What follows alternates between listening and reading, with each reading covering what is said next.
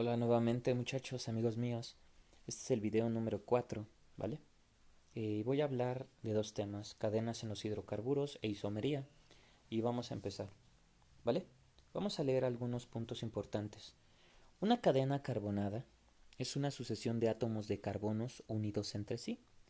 Las cadenas carbonadas pueden tener desde dos hasta varios centenares de átomos de carbono unidos mediante enlaces simples, dobles, triples y en distintas posiciones. Es decir, podemos tener alcanos, alquenos y alquinos. ¿Vale? Las cadenas de átomos de carbono pueden ser lineales o ramificadas y abiertas o cerradas. Según los tipos de enlace pueden ser saturados cuando solo tienen enlaces simples o insaturados cuando tienen un enlace doble o triple. Ahí ya vamos haciendo nosotros como que nuestro propio análisis, ¿no? Pueden ser abiertas o acíclicas cuando los carbonos se disponen uno a continuación de otro, o cerradas o cíclicas cuando los carbonos entre sí forman anillos, ¿vale? Las cadenas pueden ser lineales o ramificadas. A ver, vamos a verlo de manera más gráfica, ¿vale? Aquí nosotros tenemos en esta imagen cadenas abiertas o acíclicas, ¿vale? Es cuando las cadenas presentan dos extremos, aquí dice, y son continuas, ¿vale? Vamos a nosotros a sintetizar eso. Existen cadenas lineales o ramificadas. Si se dan cuenta, aquí nosotros tenemos una sucesión de carbonos, como nos decían los puntos anteriores. Un carbono unido con un enlace de hidrógeno, con otro carbono unido con un enlace de hidrógeno, y así sucesivamente, formando un butano, ¿vale? Las cadenas ramificadas son esas mismas cadenas lineales, ¿vale? Como la anterior que acabamos de ver. Miren, si se dan cuenta son ramificaciones, perdón, cadenas sucesivas, pero en la parte de abajo hay ramificaciones, ¿vale? Como extensiones que se agarran de la cadena principal, ¿vale? Entonces, por otra parte hay cadenas cerradas o cíclicas, ¿vale? Es decir, miren, tienen un inicio, ¿vale? Y su final es en el mismo inicio, es un ciclo. En pocas palabras, cuando tú veas hidrocarburos, ¿vale? O compuestos carbonados, pero presentan una figura geométrica, se puede decir que son cadenas cíclicas, ¿vale? Y de ahí se desprenden dos, isocíclicos y heterocíclicas, ¿vale? Aquí nos dice que los isocíclicos son cadenas de carbono, ¿vale? Pero que contienen también más elementos, no solamente hidrógeno, ¿vale? ¿Sí? Y en esas cadenas, ¿vale?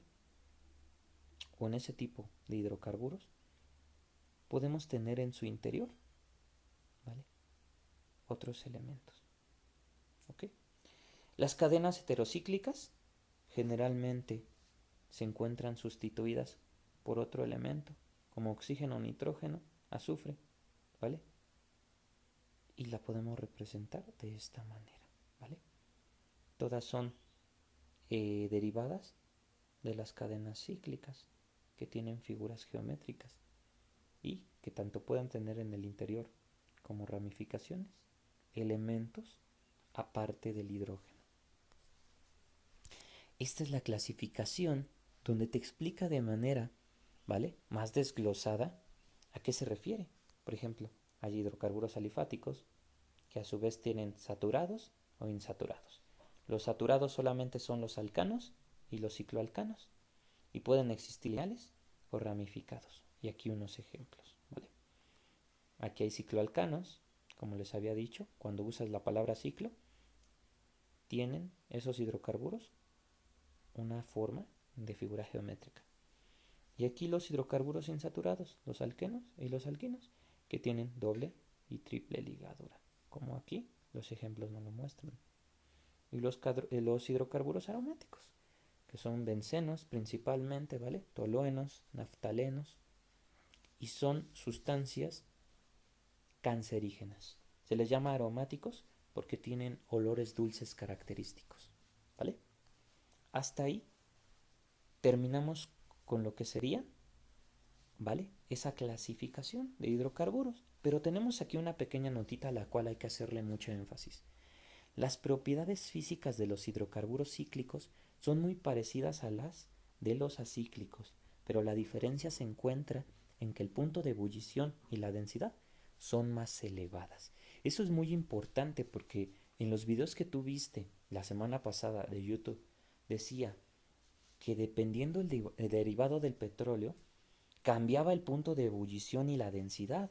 Es decir, cuando tú haces un proceso de destilación fraccionada, va a haber elementos que van, ¿vale?, a evaporarse a una mayor o una menor temperatura. Va a depender de la densidad.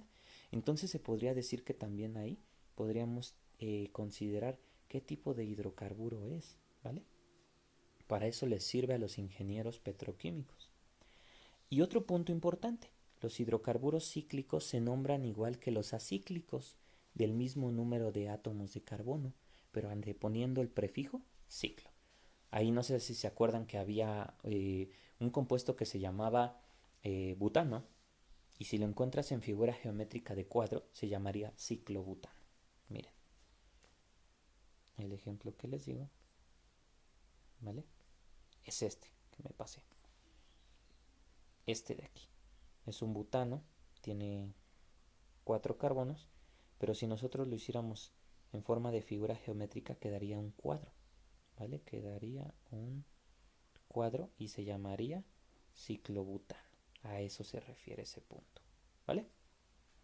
Entonces, podemos continuar, ¿vale?, al siguiente tema que se llama isomería. Nosotros ya vimos que es una isomerización, ¿vale?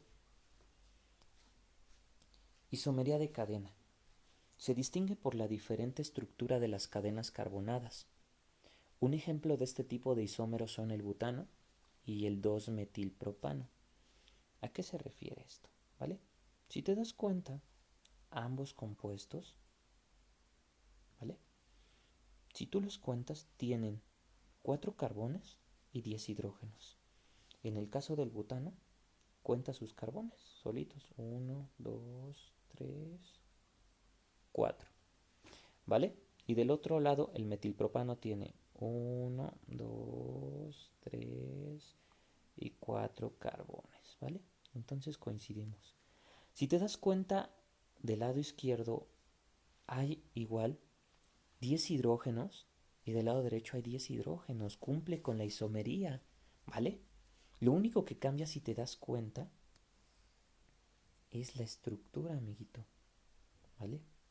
Solamente cambian de posición, pero siguen siendo, al final de cuentas, el mismo número de átomos de carbono, ¿vale?, que de hidrógeno. Y la cadena que se forma, la cadena literalmente es como las cadenas que tienes en casa, tiene eslabones. Y una cadena puede ser larga, mediana o pequeña, dependiendo del número de átomos de carbón e hidrógeno que tienes. Existe algo que se llama isomería de posición. El grupo funcional ocupa una posición diferente en cada isómero. El 2-pentanol y el 3-pentanol son isómeros de posición. ¿A qué se refiere eso? Vamos a analizar.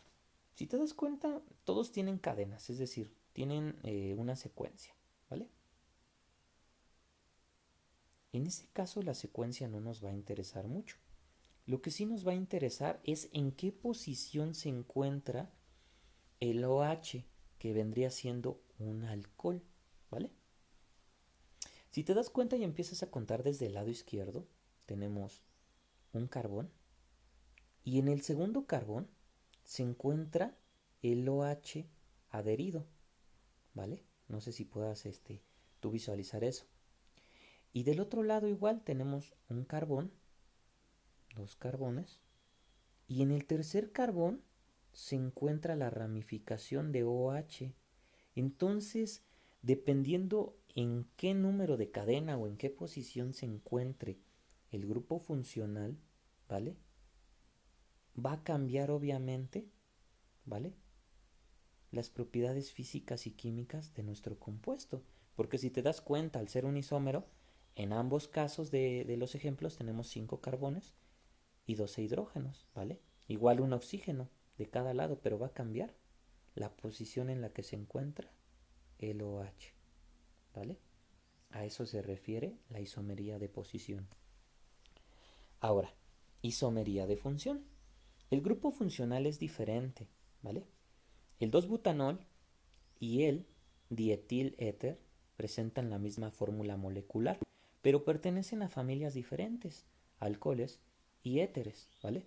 Por ello se clasifican como isómeros de función. Es decir, aquí volvemos al mismo ejemplo. Como es isómero, tiene que tener el mismo número de átomos de carbón, de hidrógeno y de oxígeno. 4 carbones, 10 hidrógenos y un oxígeno. Tú los puedes contar como ejercicio para que veas que no se está mintiendo con estos ejemplos. Pero si te das cuenta, ¿vale? Aquí tenemos un OH, que son alcoholes. Ese es su grupo funcional, el OH. Pero de este lado, en el lado derecho, el ejemplo es una O solita. Y esos son éteres. Entonces, por eso te dice que es una isomería de función, por el grupo funcional, que es diferente. Aquí lo único que te quiero dar a entender es que existen muchas variedades y que dependiendo de esas pequeñas características nos referimos a compuestos diferentes, ¿vale? Entonces, hasta ahí nosotros terminaríamos con ese temita, ¿vale? Y continuaríamos con el siguiente video que se llaman fórmulas de los hidrocarburos. Pero este video termina hasta aquí. Así es que pásenla bonito y que estén de maravilla.